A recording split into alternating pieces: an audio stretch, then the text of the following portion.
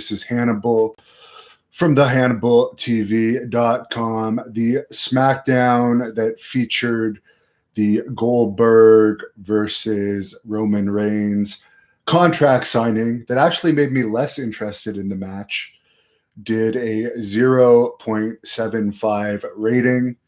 Still not the one rating that Fox was looking for when they got into this deal with WWE, but better than normal because more people are home. According to the Wrestling Observer and many other wrestling news sources, Wrestlemania is actually going to be taped this coming Wednesday and Thursday at the Performance Center in Orlando, Florida. And finally, regarding wrestling, I've been actually searching for a lot of people to do Skype interviews with since, as I've told all of my wonderful viewers on here, that my next 4 interview trips have been canceled due to the border being shut down. So not many have been getting back to me about interviews, but Vince Russo is going to do one with me very soon. So if you have anything you want me to ask him, throw it in the comments. He actually doesn't think wrestling companies should be running it all right now. He's going to tell me about it. I'm always open to putting various people's opinion on here. So he's had good reaction. And I do have not only a full shoot interview with Vince Russo on here that I did a couple years ago when I was in Colorado. One of my most fun trips ever was there in Boulder. And I also interviewed Vader that weekend, but I also did 2 Skype interviews with Vince in the past. So again, let me know in the comments if you have any questions for him. Now, for MMA news, Dana White threw an insult to the MMA media for criticizing how the UFC is handling this coronavirus situation. He says, go online and look at some of these people. And this isn't a knock. This is just a fact. When referring to these MMA journalists, he's saying they are some of the weakest, wimpiest people on earth, covering the biggest, baddest sport on earth. What do you expect them to say? What are they going to say? I have over 350 employees who work for me. Multi-billion-dollar companies are laying off all their employees right now. We haven't laid off one person at the UFC. Every fighter that fights for me will get 3 fights this year. Our schedule will go on. Everyone's going to get paid. We will figure this out, and we will be the first sport back on. And fuck that shit. Everything will go on.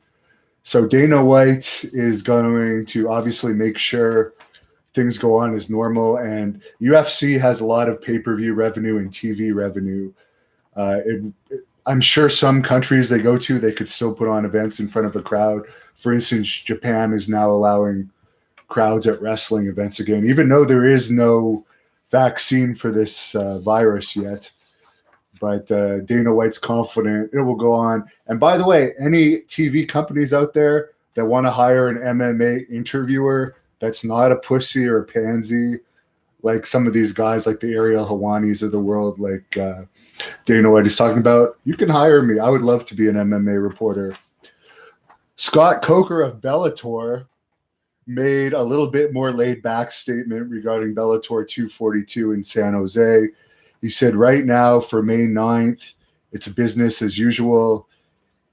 If the government extends the self-quarantine, we'll adjust as needed. Daniel Cormier seems to be confident his trilogy fight against Stipe Miocic is still going to go on. He was quoted as saying, look, I know we're in a crazy time right now with the world and the way things are, and it's very up in the air. But I think for me, with the way things are going and the discussions we have had heading into the fight, into all this, the way that the discussions in terms of the fight were going, where I'm going to fight this guy for my last fight, it's going to be as ideal for me as I could ever hope for. It's going to be beautiful. So Daniel Cormier obviously still wants to make that fight happen. Cameron Neidhuff, thoughts on Vampiro. He's been nice with me to my face. I saw a video of him that I definitely didn't agree with and was shocked at something he said related to me. Chris Jericho has said he's not the most trustworthy guy. I don't know. I would like to wrestle Vampiro. There's a thought on Vampiro, since I also consider myself a vampire. And I would like to wrestle him, definitely. I was a fan of Vampiros. I was supposed to wrestle him before, but I ended up wrestling Nash on that show. As I already explained in a video when I went into the whole thing, the reason why was Vampiro decided not to come to a press conference. I guess he had his reasons, but we were supposed to have a fight at this press conference to build up to our match, but he didn't do it, so the match never happened. I would still like it to happen. I feel bad for him, actually, for his Alzheimer's. So I'll actually say this. I feel bad for him. I hope he can recover. My grandmother has Alzheimer's. I can't even see her right now because of this lockdown. Her retirement home's locked down. So I wish Vampiro the best. Now, I'll be honest with you. I do not feel that.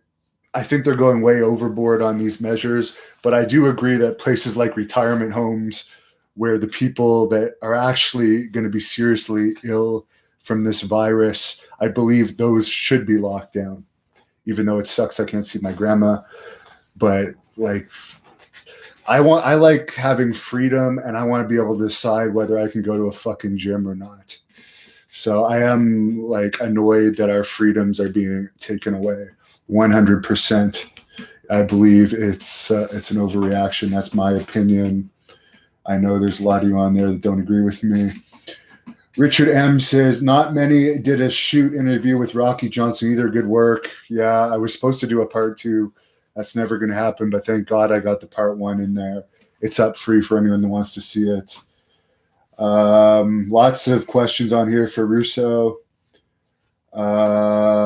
Ariel is boring. LF Third says he is boring, and he is a geek. I don't know how he got his job, but I definitely hope that people want to know. A lot of people say, "Do you want to be a wrestler?" No, I would honestly like to have a job as an MMA or boxing reporter, and have my own channel, still building, doing interviews on whatever I want.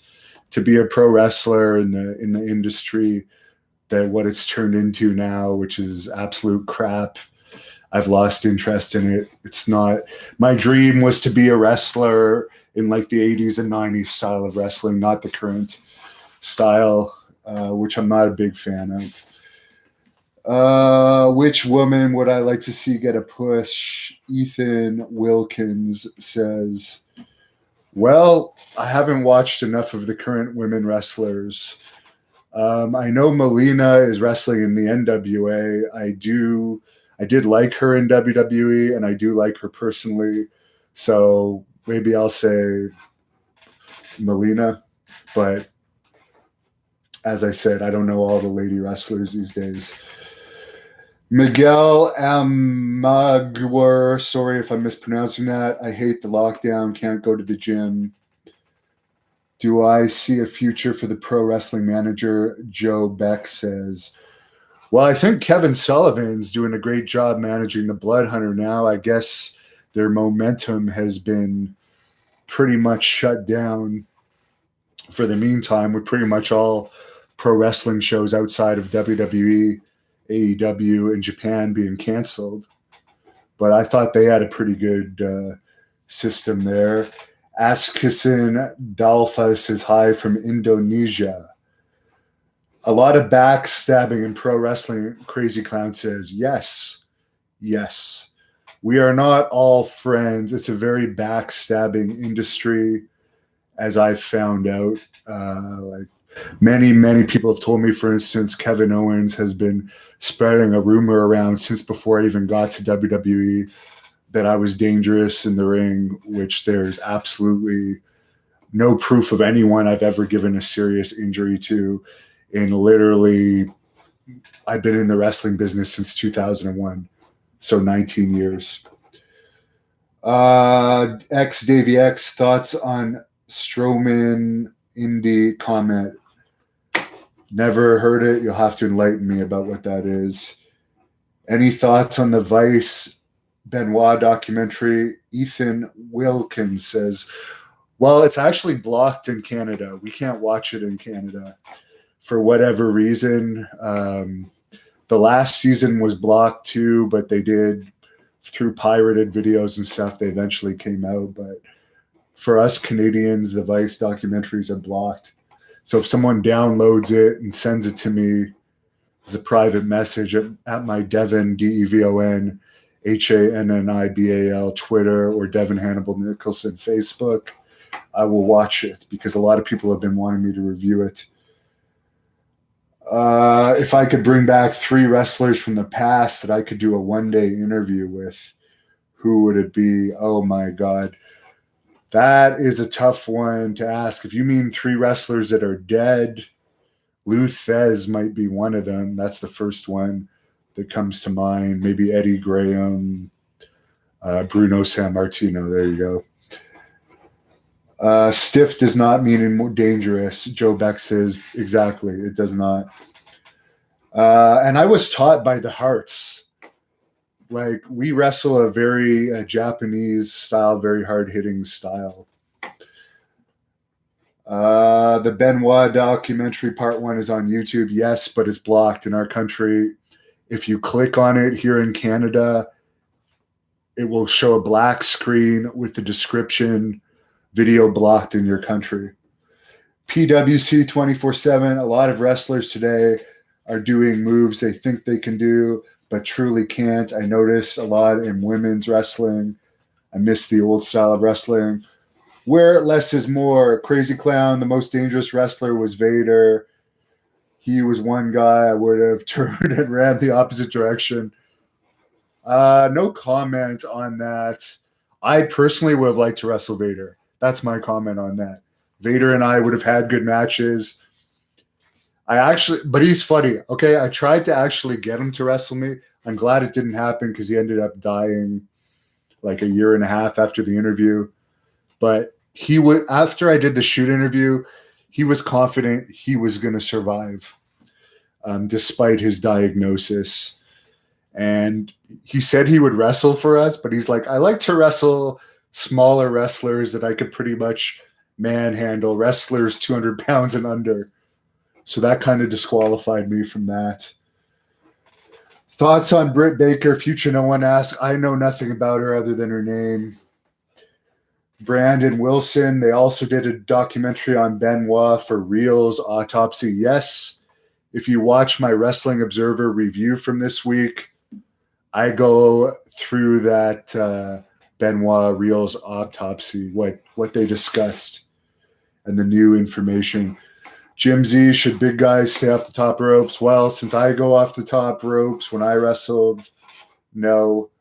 If it's right, go off the top rope. But yeah, everyone's different. Everyone's different. You don't necessarily have to go off the top rope, but if it feels right, do it. If your opponent's down and you want to really lay the smackdown on them, go off the top. Ethan Wilkins asked me Brett or Sean. Oh God, I'll be honest. I wasn't a fan of either one of them. I would say neither. I hate the super kick. Wouldn't hurt wouldn't hurt my feelings if I never saw that again.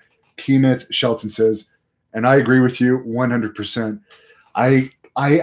One of the reasons I hate wrestling these days is this horrible leg slapping. Maybe before the internet became big, when not everyone knew about it, back when Sean was first doing it, okay, fine.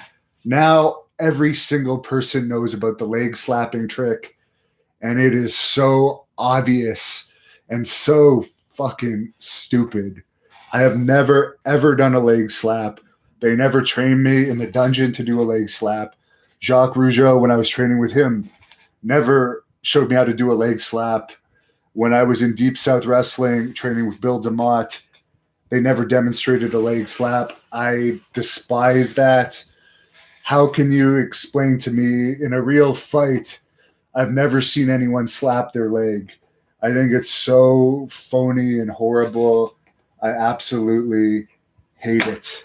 So I'll end it at that. Now that I'm fired up, I'm going to go out. I've already ran 50 miles this week. I'm going to try and run at least 70. So I'm going to get out there. Last night was very windy and cold. It's still cold tonight. But I'm going to see how great of a runner I can become while the gyms are closed. But I'll pray that they open up sooner than later.